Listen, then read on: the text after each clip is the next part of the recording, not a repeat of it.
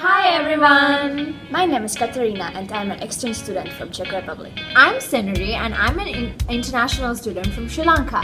And we are here to talk about culture adaptation. Do you guys know what the culture adaptation is?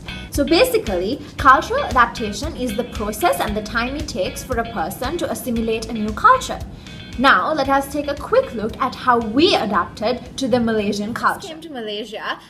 It wasn't hard for me to adapt to the culture because it was similar to the Sri Lankan culture. But what was a little hard for me to adapt was that the Malaysian people were more free, while the Sri Lankan kids are very closely guarded and overprotected. So it was kind of hard for me to adapt to the freedom. And the other thing that was hard for me to adapt was the food, because the Malaysian food is more oilier than Sri Lankan food. But other than that, everything has been fine and I enjoyed my experience here very much. When I decided to move to Malaysia, I didn't really know what to expect. I knew that there's Islamic religion, the weather is hot, and I should be take care of myself like for half a year and also study in English, while in my country I study in Czech. But I didn't have really problem with adapting to the new culture. But there were two things which surprised me. The first one was that everyone here, especially at campus, speaks so good English, which also shocked me. Can I do everything with my English? And the second thing which surprised me was that the weather here is not hot. I'm really freezing here because everywhere, especially at school or at malls and cars, the air condition is turned on maximum. And there are three main models of cultural adaptation: the transition model, the U-curve model, and the W-curve model. Yeah, the transition model describes the differences of cultural changes depending on the individual experiences of these changes. So according to Martin and Nakayama, most individuals go through a flight approach or a fight approach when they go through unfamiliar That situations. approach involves migrants jumping in and participating in the intercultural communication. Migrants who take this approach use the trial and error method. For example, they try to speak a new language, they don't mind if they make mistakes, or they just jump on the bus even if they don't know if it's the right one. This approach will allow the migrants to learn about the new culture more efficiently and quickly. However, during the trial and error period, they might do or say something that may be offensive in the new culture without their knowledge. The flight approach is when migrants are faced with new situations and they tend to hang back and get the lay of new hand, understand the new culture until they are satisfied and comfortable with it and see how things work before jumping into the culture. So for example, migrants who take this approach might be hesitant to speak the new language until they know exactly what they're saying. This will benefit the migrants because it will give the migrants a little bit of a rest from the challenges of cultural adaptation.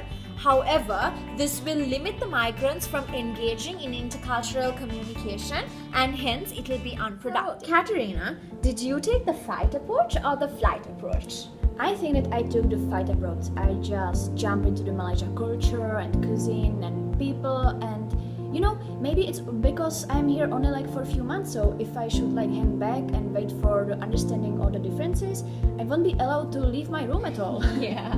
What about you?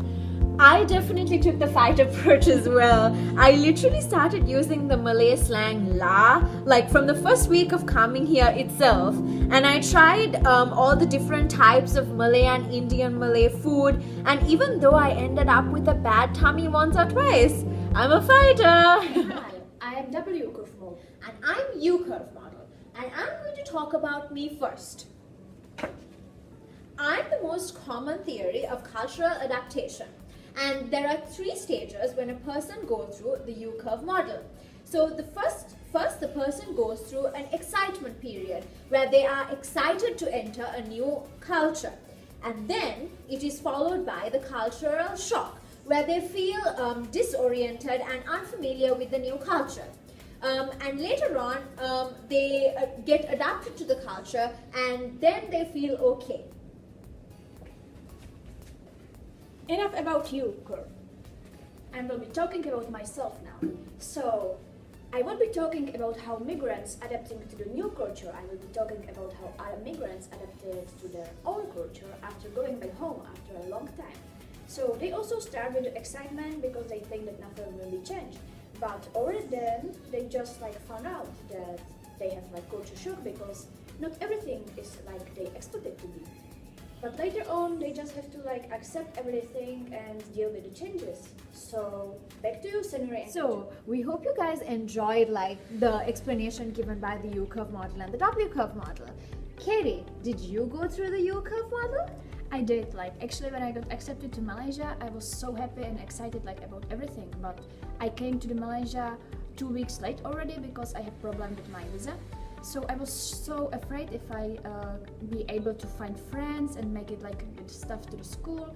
But then it just got better. I talked to the teachers, I found friends, and I just got exploring. What about you? Same, even I went through the U-curve model. I was excited when I got accepted as well. But after I came here, I was going through a period where I was homesick and I didn't know if I would make any friends. But later on, it just got better and I got adapted to it. So hope you guys enjoyed our video and feel free to leave any comments. Bye!